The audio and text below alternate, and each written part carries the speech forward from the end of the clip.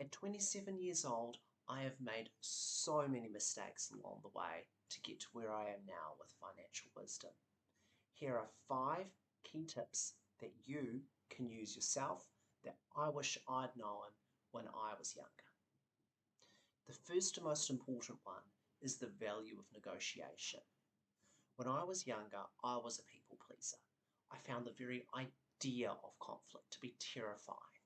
If I was applying for a place to stay, I would never negotiate on rent. If I'm working in a job, I wouldn't ask my boss for a pay rise. These things, they add up over time. If you're not willing to negotiate, that's going to put you so much further behind. I was on a phone plan with 2 degrees. I called up and I said, hey, I'm considering moving somewhere else. Can you give me a discount to help me stay? Lo and behold, they gave me a discount. Because I asked, I was willing to negotiate with them. I was willing to put myself in this position of potential conflict, this really difficult place for me. It took me a while to realize the potential gains there and to practice to build myself up. In your job, that's a really key one because you're going to be earning that money every single week. Even a small pay rise will really help you. So getting comfortable and practicing that negotiation, giving it a go, that's potentially going to really help you and your personal finances. Your rent, again, it's an expense that goes out every week. Even $5, $10 off, that makes a difference because it adds up over the long run. So when negotiating, recurring expenses or recurring income typically are the things that will benefit you the most to get the best deal possible.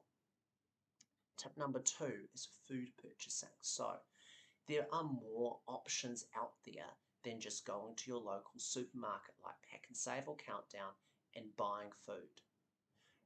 If you look around, there's a whole load of different stores that are out there. You've got your Asian supermarkets, you've got your Indian supermarkets, you've got your corner grocers. There's all sorts there. Heck, you can even go and buy online different packages of food. So get interested. Just go into the shop, not because you want to buy something, but just take a look and see what you've got, and you'll start to notice that there's differences in what products are offered, how much they're offered for, the quality of the products. All of these sorts of things differ, and you can get yourself some really good deals. For me, I like to go and have a lot of nuts and oats in my breakfast. And guess what? At regular supermarkets, that is so expensive. So I discovered after a while that Indian supermarkets have got nuts at really good deals, though admittedly the quality varies from store to store depending on where they got it from. So now I buy from there and I'm able to get, so quite often, the prices of the nuts under $10 a kilo, and you'd be lucky to get it under $30 a kilo for some of them in the supermarkets. That's a huge saving. Fresh fruit and vegetables often are priced very differently at local stores, say your local Asian supermarket compared to Pack and Save.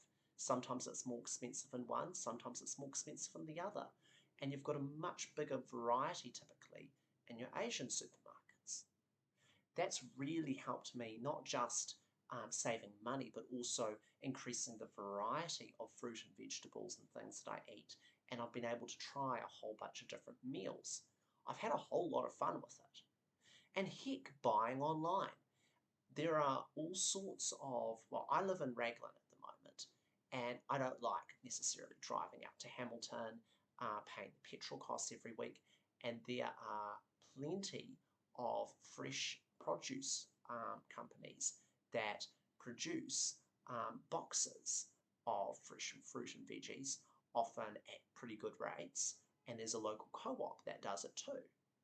If these are around in Raglan, there's going to be plenty around where you are because Raglan is a really small town. So the key is to find them. Look on Facebook, post on your local notice board, ask. Maybe someone that you know might know something. People are a really good resource for finding these. So, tip number 3, spend deliberately on what makes you happy. Counterintuitive to spend more to save, But hear me out. So I found that if I was unhappy, I would be unconsciously spending money on things that would make me feel better in the moment, but wouldn't really make me feel better in the longer term. Things like chocolate, the sort of chips, the sort of comfort food, comfort things that are a bit of a balm, but doesn't last very long. And then that balm will wear off and I'd have to buy more.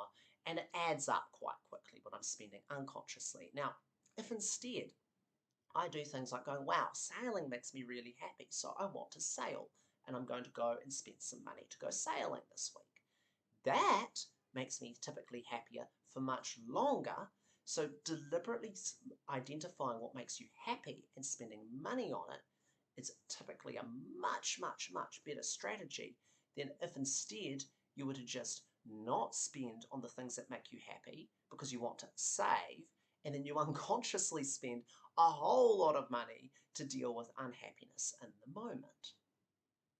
Tip number 4, spending trackers are the way to go. Don't start with a budget. A spending tracker lets you see where your money is actually going. That's huge because when you find where your money is actually going, you're able to go and decide whether you like it or not and do something about it, and you're emotionally attached to it. If you know you're spending $200 a week eating out, ow, that hurts. You're going to do something about it. Whereas if you don't know, you might go, it's probably fine. I don't need to worry about it. You also don't know what's reasonable or not when it comes to setting a budget. So I would always start with a spending tracker first, and then if I think I need a budget after that, I would then go to that. The fifth and final tip is meet people. All sorts of people, all sorts of experiences. Ask questions. So you never know what you don't know. And when you're meeting all sorts of different people and they've got their own experiences, someone is going on holiday and they are getting their accommodation through the couch surfing app, which is free. Oh, that's interesting. Maybe I might try that. Oh, someone else. They've found a really good way to save money on flights. Okay. Someone else. There's a really good way to go and buy fresh vegetables in bulk and freeze them and use them later. You can get these tips and tricks around, but that's only possible if you're open to listening, and the greater the variety of people that you talk to and you ask questions and you get curious with, the greater the variety of information you're going to find out. So be open to meeting people, be open to asking questions, and be open to getting creative and finding different solutions to go and save you money. There's a whole lot of opportunities out there, a whole load of options out there, and you are able to make a whole lot out of it. So this is me, my 5 tips. I wish I'd known this when I was 20, 18. Sooner the better, to be honest. I could have gotten started sooner.